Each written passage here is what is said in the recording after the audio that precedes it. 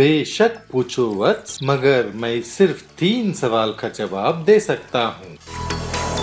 एक गांव में एक भिखारी रहता था और वो घर घर जाके भीख मांग के खाना इकट्ठा करता था। मगर हर दिन वो जब वापस घर आता था तो उसका खाना गायब हो जाता था। मगर एक दिन इसकी खाना चुराने वाली चूहे को उस भिखारी ने पकड़ लिया। ओहो चूहे, तुम मेरा खाना क्यों चुरा रही हो? मैं तो एक भिखारी हूँ, जाकर अमीरों के खाना चुराओ। अरे ये तो मेरी भाग्य में है कि मैं तुम्हारे यहाँ से चुराऊं। मगर क्यों? क्योंकि ये तो तुम्हारे भाग्य में है। तुम कितना भी भीख मांगो या कितनी भी इकट्ठा करो, मगर तुम इतना ही रख पाओगे। यह चूहे की बात सुनकर उस भिखारी को सदमा लगा और उसका दिल टूट गया। हाँ, मेरी ऐसी किस्मत क्यों है? मुझे नहीं पता, तुम जाकर आचार्य से पूछो, शायद आचार्य आपका सहायता कर सके।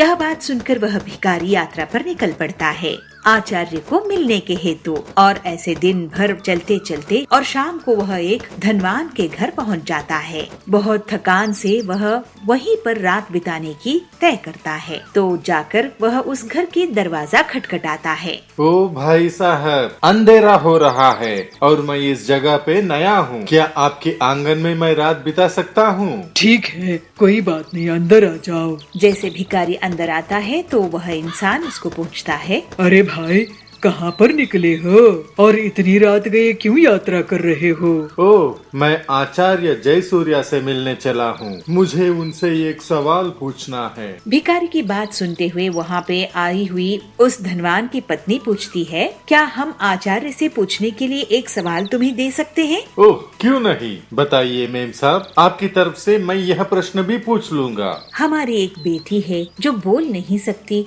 हम ऐसा क्या करें कि वो बोल सके? अगले दिन उठकर वह भिखारी उन्हें धन्यवाद कहता है और यह कहता है कि आचार्य से उनकी सवाल का हल जरूर पूछेगा और अपनी यात्रा जारी रखता है। और उसको सामने पहाड़ नजर आते हैं और वह चिंता करते हुए यह कहता है, हे भगवान, मैं इन पहाड़ों को कैसे पार करूं? तभी उसके सामने एक जादूगर दिखता है। भाई साहब, क्या इस पहाड़ को पार करने में आप मेरी मदद कर सकते हैं? क्यों नहीं, मेरी छड़ी पर चढ़ जाओ। उसकी बात सुन के भिखारी उसकी छड़ी पर चढ़ जाता है और वह जादूगर अपनी छड़ी पे बिठाकर उस भिखारी को पूरी पहाड़ पार कराता है। उसके बाद उस जादूगर ने, अरे भाई, तुम कहाँ जा रहे हो? मैं आचार्य जयसूर्या से मिलके अपने भाग्य के बारे में पूछना चाहता हूँ। अच्छा, क्या मैं भी एक सवाल दे सकता हूँ आचार्य को पूछने के लिए? मैं कितने सालों से स्वर्ग जाने की कोशिश कर रहा हूँ और मेरी शिक्षा के अनुसार अब तक मुझे स्वर्ग पहुँच जाना चाहिए था।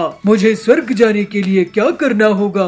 क्या ये सवाल पूछ सकते हो? हाँ, मैं आपका भी सवाल उनसे पूछूंगा। जैसे ही वो आगे चला जाता है तो वो एक नदी पार करने की रुकावट उसे मिलती है। ओहो, अब इस नदी को मैं कैसे पार करूं? तभी उसे एक बड़ा कछुआ मिलता है और उसे अपनी पीठ पर बिठाकर नदी पार कराने की कोशिश करता है। जैसे नदी पार करते रहते हैं तो कछुआ पूछता है, तुम कहाँ जा रहे हो? मैं आचार्य जयसूर्य से मिलने जा रहा हूँ अपने भाग्य के बारे में पूछने के लिए। क्या मेरा भी एक सवाल पूछ सकते हो? क्यों नहीं, जरूर पूछूंगा। मेरा सवाल है, मैं 500 सालों से एक ड्रैगन बनने की कोशिश कर रहा हूँ और मेरे शिक्षा के अनुसार अब तक मुझे एक ड्रैगन बन जाना चाहिए था। धन्यवाद प्यारे कछुए, मुझे नदी पार कराने के लिए। भिखारी कछुए को धन्यवाद कहते हुए और आगे बढ़ता है। आखिरकार वह भिखारी आचार्य जयसूर्या के कुटीर पहुंच जाता है। हाँ, पहुंच गया मैं। अब तो मैं आचार्य जी से मिलकर ही रहूंगा। सबके सवालों को अपनी जहन में सोचते हुए वह भिखारी अंदर पहुंचता है और आचार्य को सादर प्रणाम करता है। आचार्य, आप कृपया मेरा नमस्कार स्वीकार करें। मैं बहुत दूर से आया हूँ आपसे कई सवाल पूछने के लिए। क्या मैं पूछ सकता हूँ? बेशक पूछो वत्स, मगर मैं सिर्फ 3 सवाल का जवाब दे सकता हूँ। यह सुन के भिखारी हैरान रह गया क्योंकि उसके पास 4 सवाल थे। पर मेरे पास तो 4 सवाल है, मैं क्या करूँ? यह सोचते हुए बहुत आलोचना करता है। पहले वो कछुए के बारे में सोचता है जो 500 साल से ड्रैगन बनने की कोशिश में नदी में रह रहा है। बेचारा कछुआ गहरी नदी में कैसे जी पाएगा। फिर वो जादूगर के बारे में सोचता है जो हजारों सालों से स्वर्ग जाने की कोशिश कर रहा है। ओहो, 1000 साल तो बहुत लंबे होते हैं, उसे तो स्वर्ग जाना चाहिए। उसके बाद वह लड़की के बारे में सोचता है जो पूरी जिंदगी बिना कुछ बोले जी रही है। हाँ, पूरी जिंदगी बिना कुछ बोले जीना ये तो असंभव है।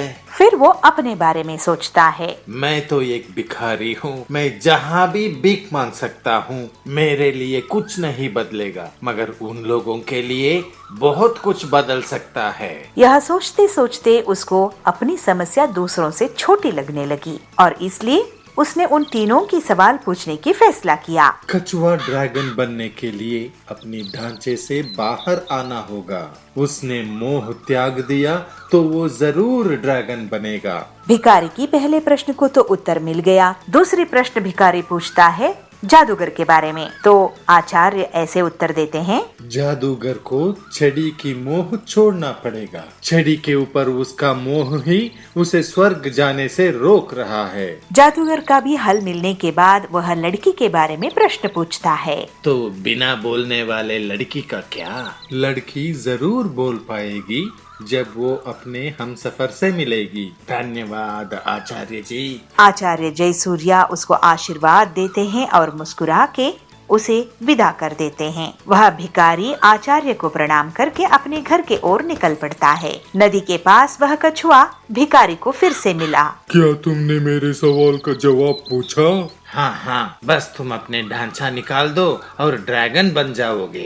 कछुआ अपने ढांचा निकाल देता है। उस ढांचे के अंदर बहुत सारे कीमती मोतियां थी और ड्रैगन कहता है, इन्हें तुम रख लो, मेरी तरफ से तुम्हें धन्यवाद। भिखारी को सारी मोती देते हुए कछुआ ड्रैगन बन के उड़ जाता है। जैसे ही पहाड़ तक पहुंचता है भिखारी, तो वो जादूगर फिर से उसे मिलता है। अरे जादूगर, आप अपने छड़ी नीचे रख दो, स्वर्ग के दरवाजे आपके लिए खुले हैं। सच में? ऐसे जादूगर छड़ी भिखारी को दे देता है और स्वर्ग की तरफ चल पड़ता है। अब भिखारी के पास कछुए के दिए हुए मोतियां हैं और जादूगर की छड़ी। वह भिखारी वापस उस परिवार के पास पहुंचता है जिसने रात को सहारा दिया था। वह परिवार भिखारी को देखकर खुश हुए और अपनी सवाल की जवाब सुनने के लिए कातुर थे। आचार्य जी ने कहा है कि जब आपकी बेटी अपने हमसफर से मिलेगी तब बोल पाएगी।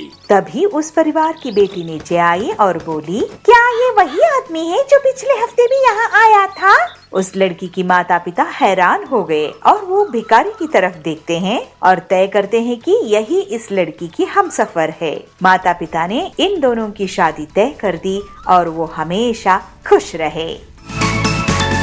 तभी अचानक उसका पैर उसी केले की छिलके पर पड़ा जिससे उसने सुबह फेंका था। केले की छिलके पर पैर पड़ते ही वह फिसलकर जोर से गिर पड़ा। एक शहर में लालू नाम का एक आदमी रहता था। वह खाने पीने का बड़ा ही शौकीन था। दिन भर में वो बहुत सी चीजें खाया करता, मगर जो कुछ भी वह खाता उसका छिलका या पेपर या पॉलीथीन का बैग सबको सड़क पे यूं ही फेंक देता। वह इस बात का ध्यान नहीं रखता था कि उसके ऐसे करने से आसपास का इलाका गंदा हो जाएगा और केले की छिलके को इधर उधर फेंकने से कोई भी गिर सकता है। अरे मैं तो मस्त मौला हूँ, मैं खाऊंगा, मैं फेंकूंगा। तुम्हें अगर ये गंदा लगता है तो तुम साफ कर लो। ऐसे कहते हुए अपनी आदत को तो वो नहीं बदला। एक दिन लालू ऐसे करता हुआ देख एक छोटी बच्ची ने उसे रोक लिया और उससे कहा, अरे अंकल, आप यह केले के छिलकों को ऐसे क्यों फेंक रहे हो सड़क पर? इससे कोई फिसल कर गिर सकता है और इससे हमारा आसपास का जगह भी गंदा हो जाता है। हमें कचरा कूड़ेदान में फेंकना चाहिए, है ना? क्या आपको स्कूल में यह सब नहीं सिखाया?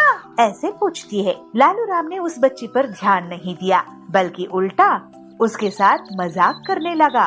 अरे बच्चे, मैं तो कभी स्कूल ही नहीं गया। लालू हंस हंस कर वहाँ से चल पड़ा। लेकिन जब वह शाम को अपने घर की ओर वापस लौट रहा था, तब वही बच्ची पास में अपने दोस्तों के साथ खेल रही थी। लालू उस बच्ची को देख रहा था।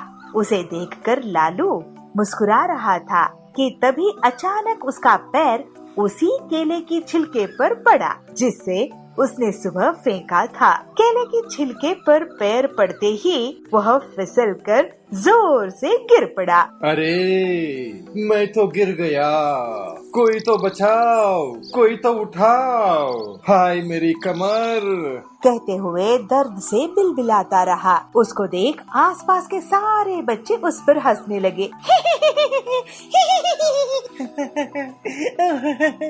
तब उस बच्ची उसके पास वापस आकर कहती है, क्यों अंकल, मैंने कहा था ना कि कूड़ा कचरा कूड़ेदान में फेंकना चाहिए। अब तो आपको समझ में आई।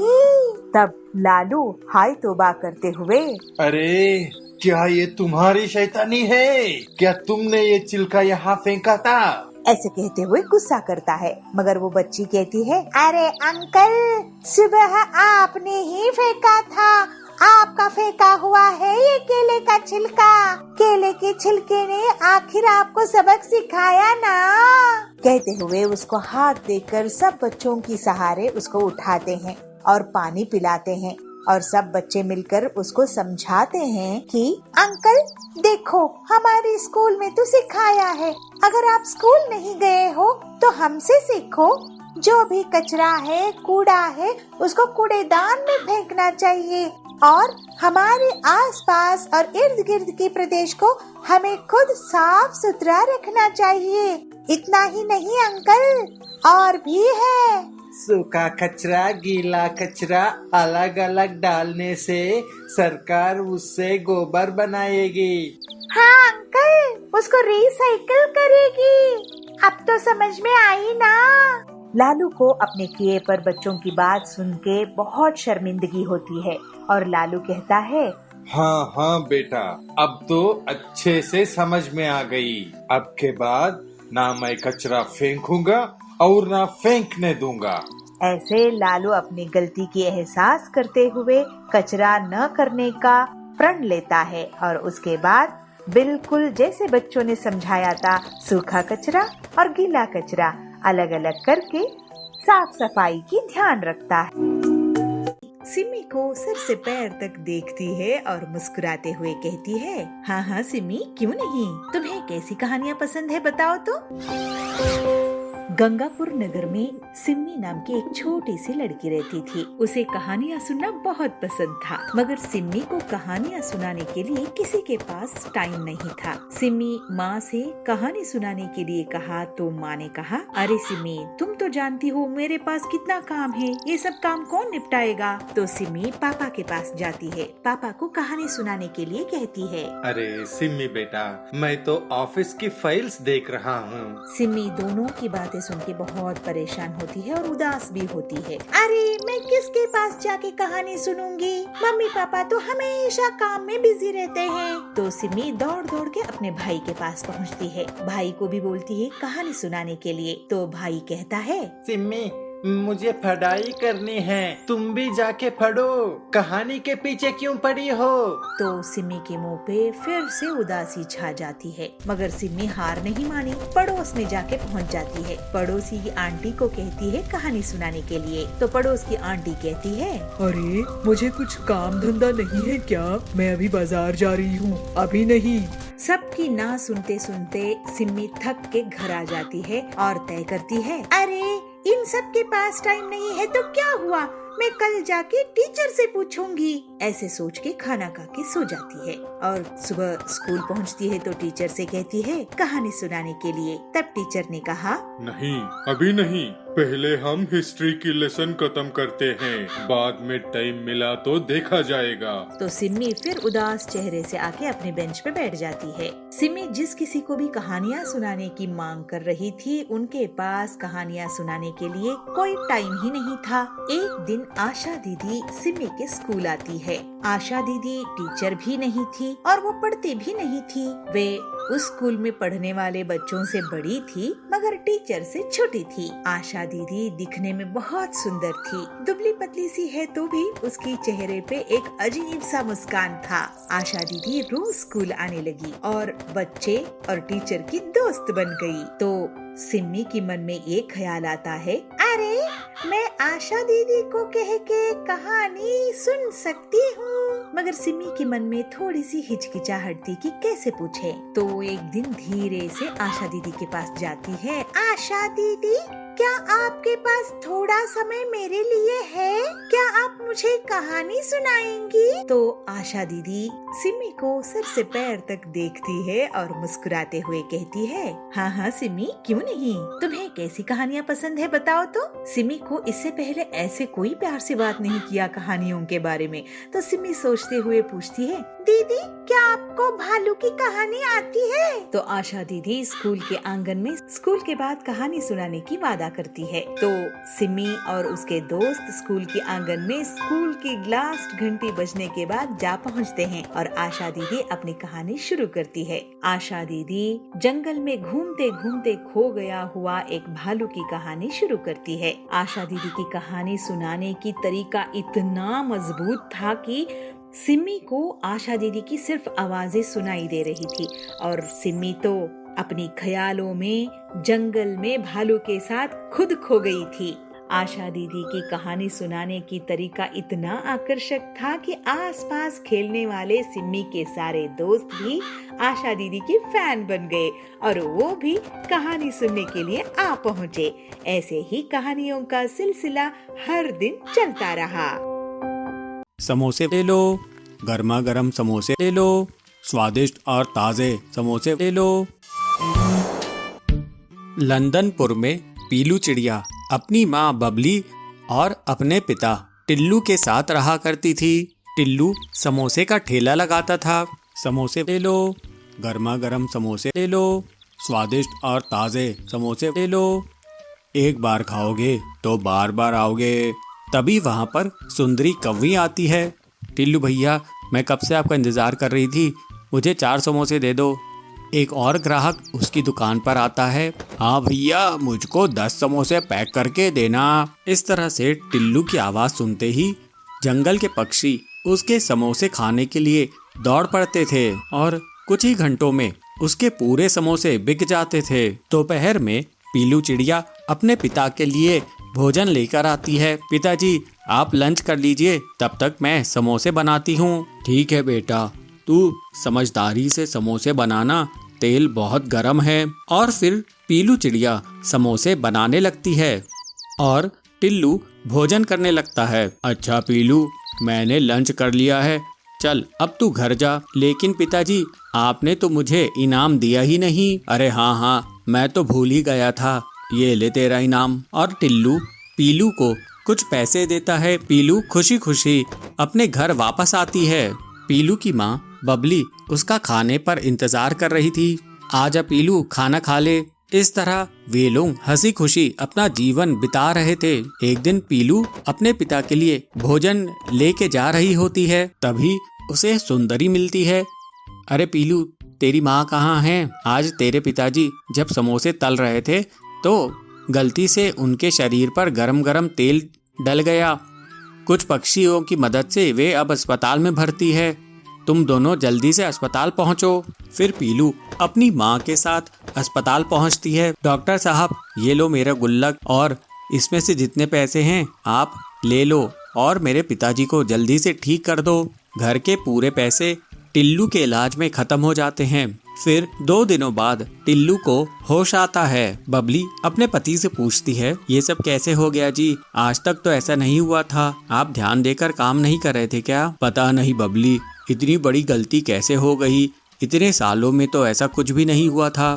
ठीक है जी, जो हुआ सो हुआ, कम से कम आप बच तो गए। चलिए, डॉक्टर ने आपको आराम करने के लिए कहा है। लेकिन मैं आराम कैसे करूं बबली?